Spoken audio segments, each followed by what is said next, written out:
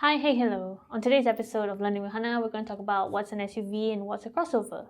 Did you know that every SUV is a crossover, but not every crossover is an SUV?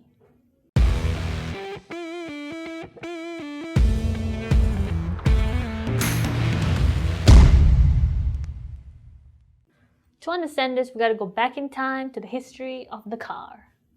Back then, cars were made of this body-on-frame construction. What does that mean? If you imagine a skateboard made of steel and you put an engine and a body on top, and basically the body of the car on top, that is a body-on-frame construction. This body-on-frame construction is actually very good because it uses a steel frame, like a very strong steel.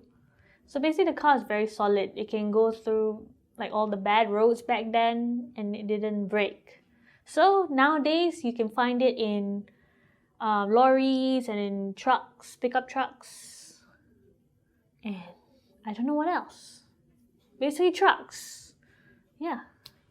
As technology progressed, somewhere along the 1950s, the unibody became very popular. So what's a unibody? Remember when I said the body on frame construction? This is basically instead of putting the body on the frame, the body is part of the frame. Generally, this is lighter. I don't know why. It's lighter. Why? Don't ask that question. It's just lighter. So this makes it more fuel efficient and better to drive, which of course people liked.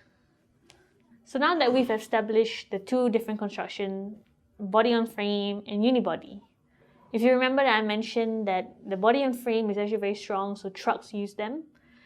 And since it's body on frame, you can just take off the truck's body and put a wagon on it. And that's how the SUV was born. But what about crossovers? Basically, people liked the utility and the space of an SUV, but they wanted the comfort and the fuel efficiency of the sedan. What did the car manufacturers do? They took the unibody, which was pretty much used by sedans at the time, and put in the mechanicals of an SUV, merged them together, and there you have it, the crossover. Hence why it's called a crossover, because you're crossing two different types of cars, types of vehicles. In the beginning of the video, I mentioned all SUVs are crossovers, but not all crossovers are SUVs. That's because it's a very vague definition.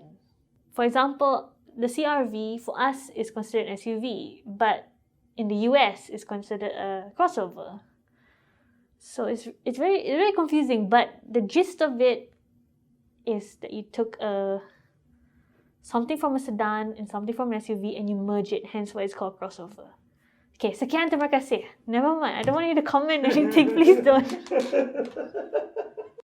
Sorry, I'm gonna have to say this anyway. Please leave a comment below, on the side, wherever you're watching this. And I have to also say this, you have to like and subscribe because it's my job to say it.